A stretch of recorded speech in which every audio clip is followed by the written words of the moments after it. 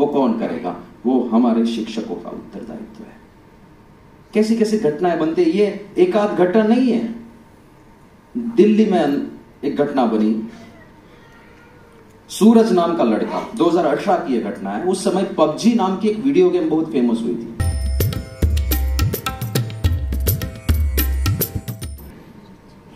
PUBG के पीछे दीवाने थे लोग, आप में से भी किसी ने खेला होगा थोड़ा बहुत, लेकिन वो इतनी एडिक्टिव। अब देखिए, ये सारी सोशल मीडिया या अन्य एप्लीकेशंस किस हेतु से बनाई जाती है? एक ही उद्देश्य होता है कि एक बार वो ऐप के अंदर घुसा, फिर वो बाहर नहीं निकलना चाहिए। उसको ऐसा इंटरेस्टिंग बनाओ, उसको ऐसा एडिक्टिव बनाओ, उसको एक नशे के जैसा बना दो, और ये एक ऐसा नशा बन गया है जिसको कोई नशा मानता नहीं। That is why it is more dangerous.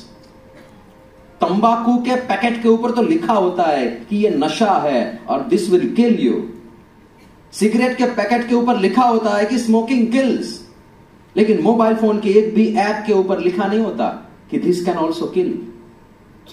सूरज को पबजी खेलने की आदत थी। अब घर में तो पिताजी खेलने नहीं देते, तो 8-10 बच्चों ने मिलकर एक कमरा भाड़े पर रखा। क्यों? पबजी खेलने के लिए। सुबह निकलते थे सब घर पर कहकर कि मम्मी मैं तो कॉलेज जा रहा हूं। डिप्लोमा इंजीनियरिंग में पढ़ता था बच्चा।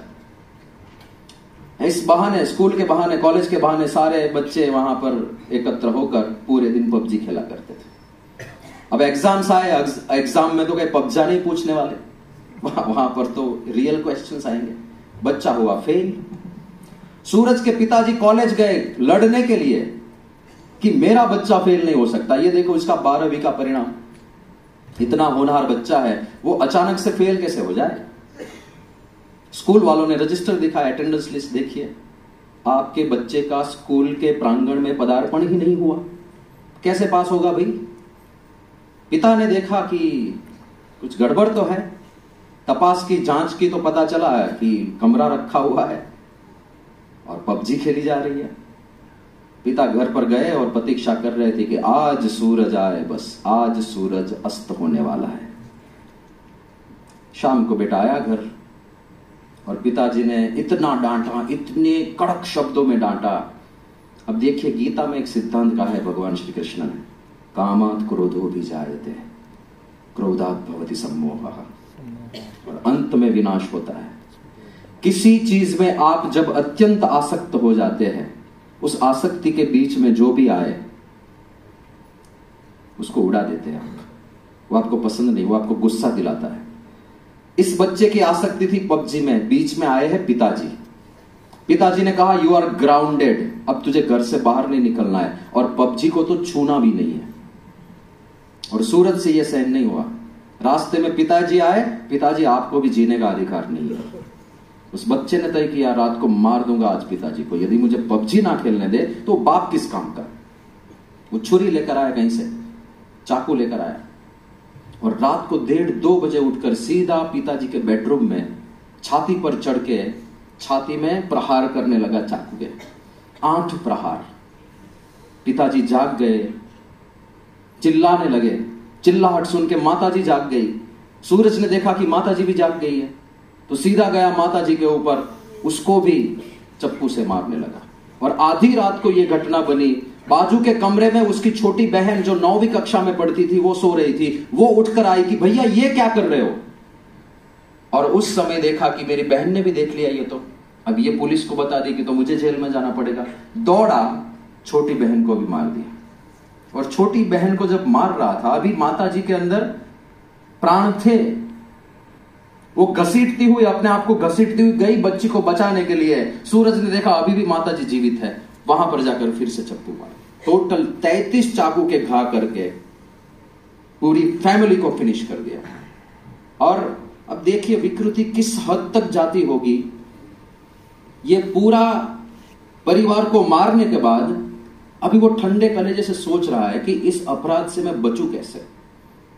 देखा था टीवी में, वेब सीरीज में, क्या करना होगा, सारे सबूत मिटा दो। तो अब वो चप्पू के ऊपर से अपने फिंगरप्रिंट्स पोंछ रहा है।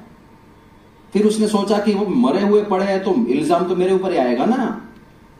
तो एक स्टोरी बनाई उसने रात में कि चोर आए थे और चोर जब चोरी करने लगे तो इन्होंने देख लिया, तो चोरों ने मारकर वे चोर रफू चक्कर हो गए। ऐसी स्टोरी बना दी, अलमारी कुछ खोल दी, कुछ सामान इधर उधर बिखेर दिया ताकि पुलिस को मानने में आ जाए कि चोर आएंगे होंगे।